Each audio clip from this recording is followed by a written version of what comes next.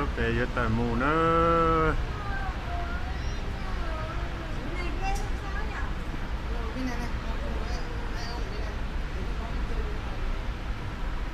Ô,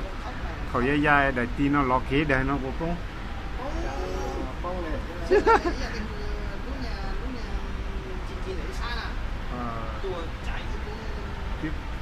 Tiếp phong hả? Nó điều được rồi đúng không?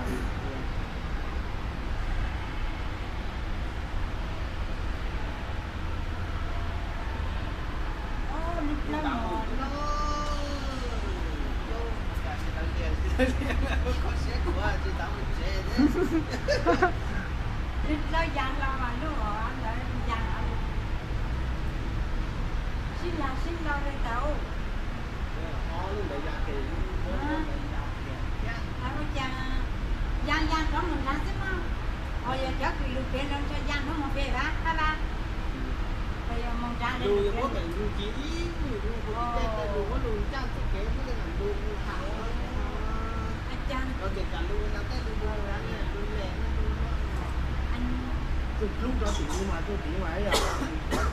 lúc xong của chống hãy rồi đi là quốc tế thì nó có đi đây mà cái gì tàu có tụ nó tàu này lên cái tàu lúc tụ nó mang cốc này mà một khoảng chỉ là cho tụ cái giang liên tụcเลยอ่ะ从中到下到巴黎的巴黎嘛哦哟哟lúc lò tới lúc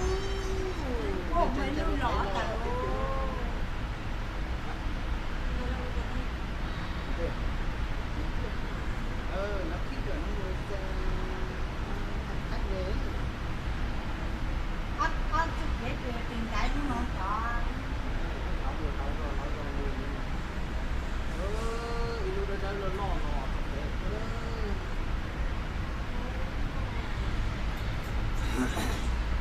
để vừa tính lọt để cho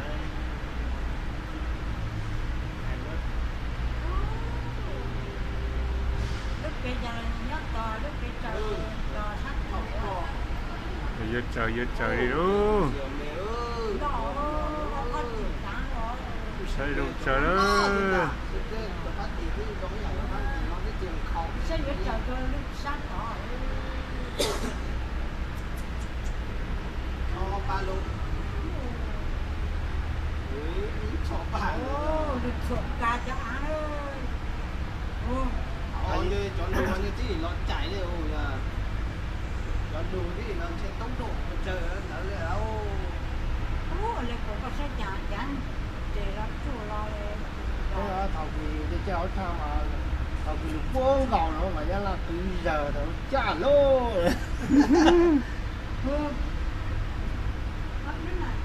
là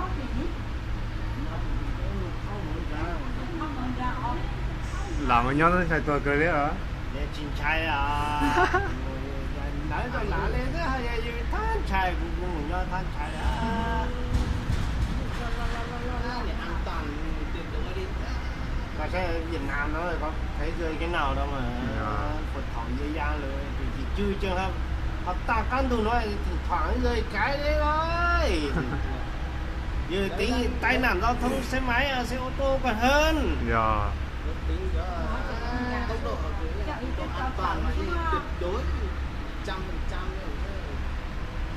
90% lên khoảng 90 hay sao đó cái tính này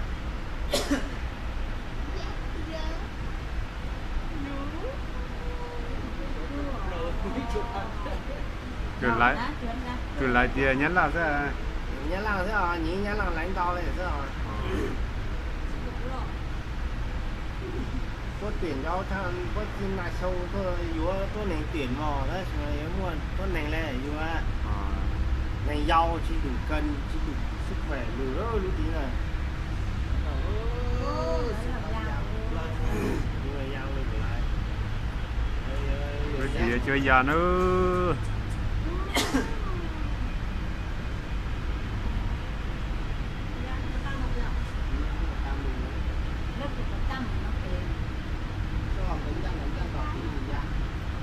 ở đây chẳng là có mấy tủ số này Tình chưa đó chẳng tăng rồi.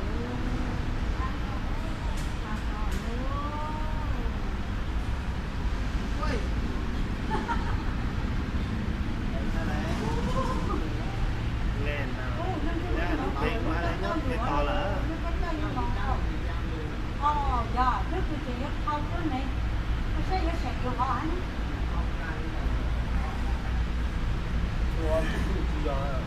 vừa dâu nữa Là chơi chỉ là mộtแต่ละมูเท่าที่นี่แต่ละมูnữa.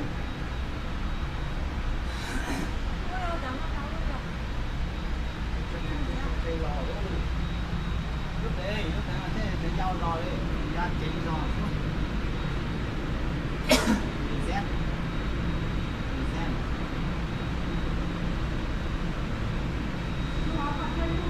Nhưng mà ta nhà cái nó đau luôn rồi. Đi coi họ là. Ô. hả reset đi nó đến là đúng ăn reset đi còn lúc không tha lò reset rồi họ vẫn còn Việt Nam Airlines nữa rồi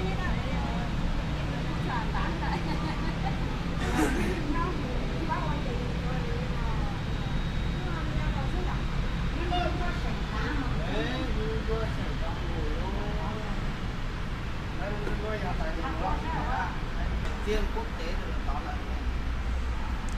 Lúc này đã có 10 giờ nữa. cái nò mà thấy là đi rồi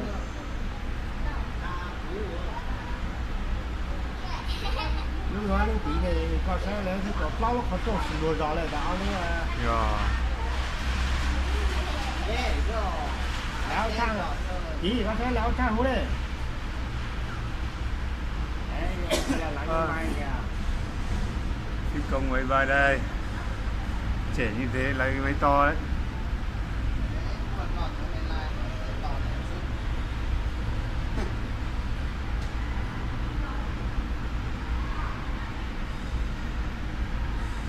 cái một số cái này cái dê giò nó mà ăn dù nhưng mà chưa đủ lũ cái này không cái bánh chai mà họ lên này là chỉ cái mà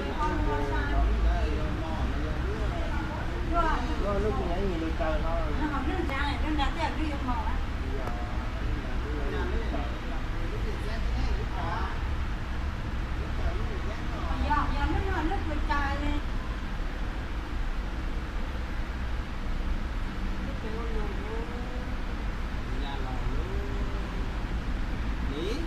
chị ơi cái của con là sắp đi rồi đấy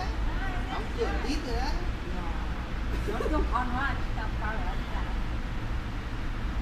lánh chê ta chê nhiều người giang là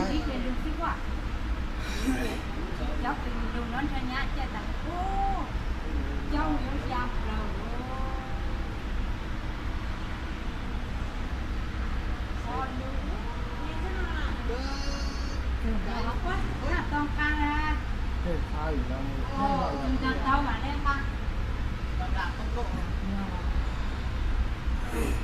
Chẳng thân có về là có nổ sai cho lên đó để anh đi luôn qua thì xong rồi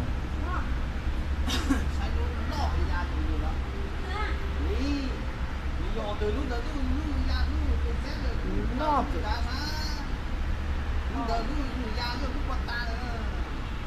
Nhưng mà nước của sẹo nhiều lắm. Nhưng mà ở nước của nó là nước của... Ồ, giờ ta số là...你xong đó你xong là cô lý xong đó có nhà ta tôi cũng phải cho cái cha ý ý là từ nhà chàng đó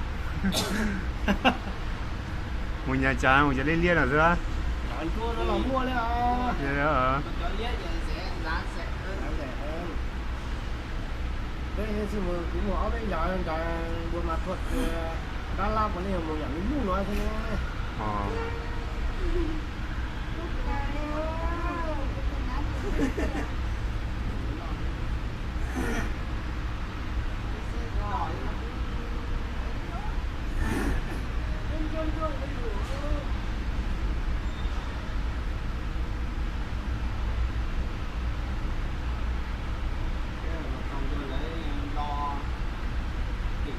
luôn chả thì ở tàu ăn thâu cỏ cho nó xài là xe này cái sản cỏ xài kiểm tra hệ thống xi bảo dưỡng một phát khi chuyến nó đây là thế nào đủ đó lúc đấy là học cái chạy nó tọt phá đi một nó tọt đòi dùng viết một nó tọt chỉ cô tạm tính chạy có thể ta trục chặt nó đèn cây tạm nó chạy vào nó anh ta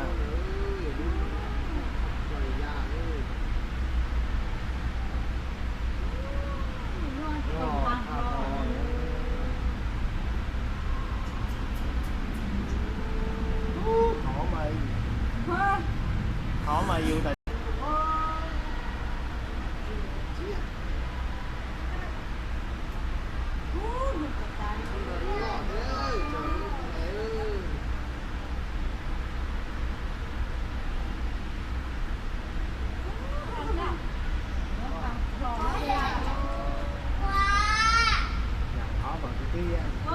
cái gì là